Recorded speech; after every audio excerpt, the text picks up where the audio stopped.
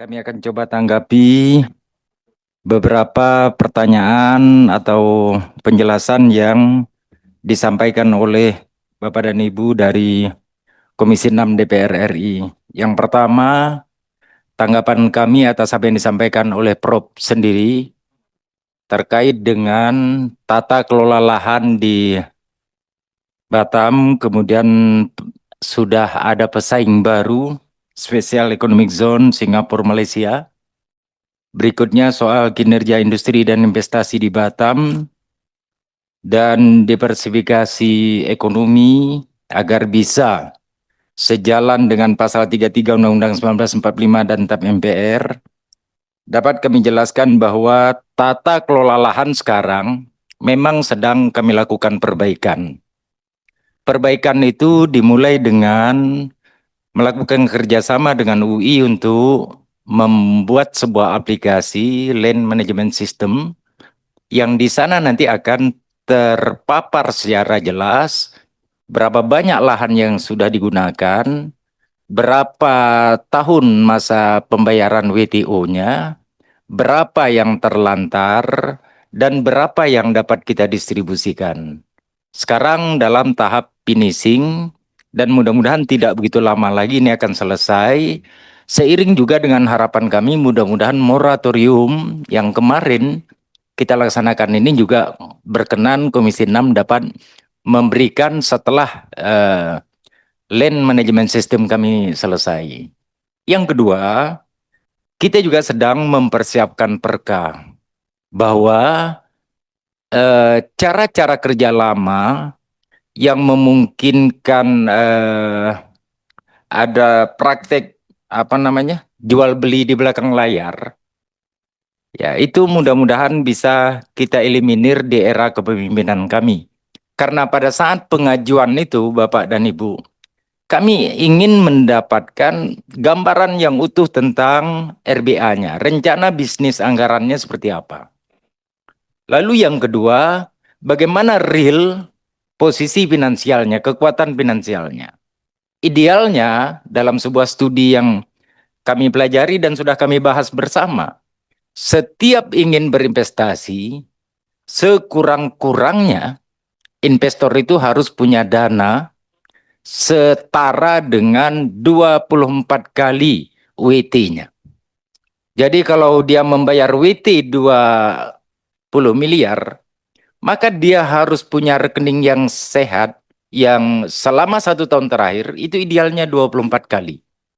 Nah ini nanti akan kita akomodir di dalam perka kita. Tapi begini Pak, belum tentu di angka 24 kali itu. Kami juga sedang bincangkan. Yang penting LMS kami itu, Land Management System kami itu selesai. Jadi itu Pak Prof terkait dengan tata kelola lahan. Yang kedua, bahwa sekarang sudah ada rivalitas baru, Special Economic Zone, Singapura dan Johor, ini diresmikan pada, kalau saya tidak salah, 7 Januari awal tahun ini. Nah, walaupun begitu, kami tidak memandang ini sebagai rivalitas sepanjang kita, sepanjang Batam, bisa memberikan jaminan untuk kemudahan investasi. Jadi kata kunci dalam di kawasan perdagangan bebas dan pelabuhan bebas ini adalah soal bagaimana memberikan kemudahan, Pak. Bagaimana memberikan kepastian. Itu yang menjadi kunci untuk suksesnya kawasan perdagangan bebas dan pelabuhan bebas. Jadi kalau ditanya apakah sekarang berhasil, ini relatif jawabnya. Kalau kita melihat dari perspektif Indonesia, pertumbuhan ekonomi Batam dari awal sejarahnya sampai sekarang baik-baik saja, Pak. Tapi kalau kita mau membandingkannya pada tataran global, sebenarnya pergerakan kita ini boleh disebut ya gak ala semut lah, ala siput lah Pak. Karena Shenzhen itu awalnya belajar dengan Batam, tapi hari ini mereka sudah melejit luar biasa. Dan kalau kita ingin tahu di mana problem utamanya, Pak, bahwa otoritas yang diberikan di sana total. otoritas yang diberikan di sini masih ada dualisme, masih ada duplikasi ranah kewenangan dengan kementerian lembaga, provinsi, dan inilah yang membuat cerita alur birokrasi kita panjang dan berbelit-belit. Itu yang terkait dengan soal rivalitas. Soal kemudian kinerja industri dan investasi. Alhamdulillah, Prof. Nurdin, Batam ada 31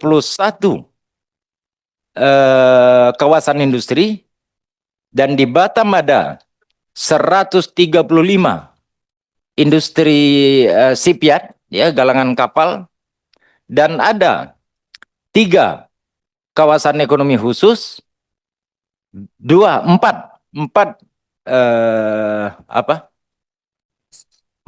kawasan ekonomi khusus, 3 PSN, 3 PSN di Batam. Dan saya pikir ini sangat berpotensi, Pak, untuk menggerakkan roda ekonomi di bagian barat Indonesia, dan kami percaya bisa berkontribusi secara nasional. Karena pada awalnya BP Batam ini berdiri atau Otorita Batam ini berdiri, ini diharapkan menjadi lokomotif pertumbuhan ekonomi nasional. Dan karena itu kita ingin ini kembali, Pak, pada posisi masa jayanya. Kami sudah baca berbagai perkembangan, sudah dalami perkembangan di BP Batam, dan kita menemukan fakta bahwa pernah sekali masa di era 70-an, pertumbuhan ekonomi di Batam itu sampai di angka 17%. Tapi setelah itu kemudian makin meredup, makin meredup, makin meredup. Tapi syukur alhamdulillah, sekarang Pak Presiden sudah memberikan energi baru melalui 2 PP, yang tadi juga sudah kita bahas, Pak. PP 25 2025 tentang pelimpahan kewenangan pelayanan perizinan dari kementerian lembaga kepada BP Batam, itu ada 16 sektor, dan PP 28 2025 tentang kemudahan pelayanan perizinan berusaha. Semuanya itu menandakan bahwa spin of control, rentang kendali pelayanan birokrasi ini makin didekatkan di daerah. Satu sisi, pada sisi yang lain juga kami harus melakukan simplifikasi, harus melakukan penyederhanaan. Saya sudah beberapa kali kita rapat di tingkat deputi dan direktur, bahwa kalau kemarin AMDAL PMA-nya ngurusnya paling cepat 1 tahun 6 bulan, maka di era kami tidak boleh lebih dari 1 tahun. Kira-kira seperti itu, Pak. Maksudnya ini pertaruhan yang ya era kami mesti kami perlihatkan kepada Pak Presiden, dan setidaknya itulah semangat yang kami miliki, sama dengan semangat yang tadi Komisi 6 dukung dan dorong kami. Itu yang terkait soal diversifikasi. Dan alhamdulillah juga sekarang ada Nongsa Digital Park, itu bicaranya pada tataran industri digital. Baru 2 hari yang lalu saya melepas jaket Empire Wind. Ini proyek energi angin lepas pantai, Pak. Dan proyek ini bobotnya 4.200 ton. Dikerjakan oleh 4.000 naker dengan nilai investasi 22 juta USD. Artinya Batam sudah bisa memproduk alat untuk kepentingan energi baru terbarukan dan akan dibawa ke New York. Kemarin saya lepaskan ke New York.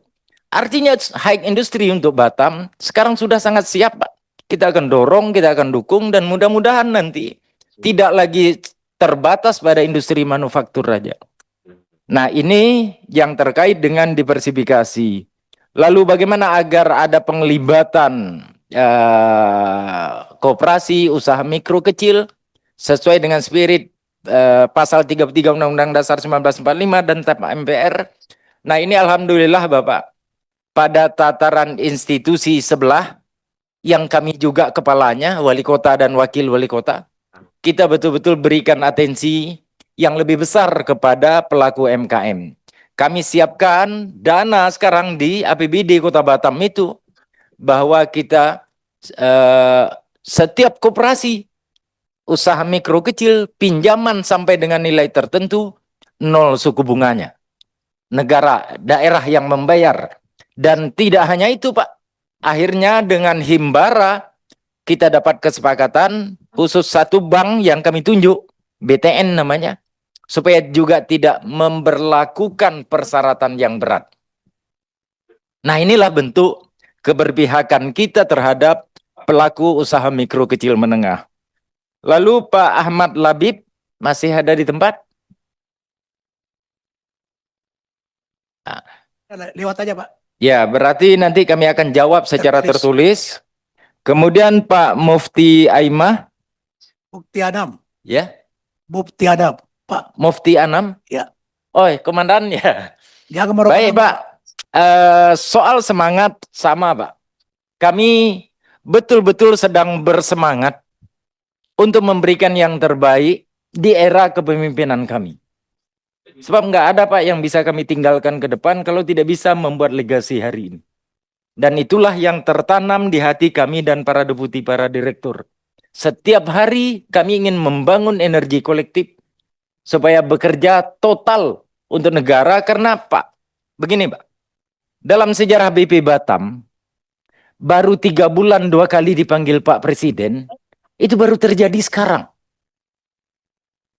Dalam sejarah BP Batam baru masuk bulan keempat, ada 2 hadiah PP yang memberikan semacam insentif baru terjadi hari ini. Apa yang bisa kami katakan untuk Pak Presiden, Pak, atas hal yang diberikan ini? Kami mesti bekerja total. Saya pikir itu yang dapat saya sampaikan. Lebih dan kurang saya mohon maaf. Billahi fi sabilil haq. Assalamualaikum warahmatullahi wabarakatuh.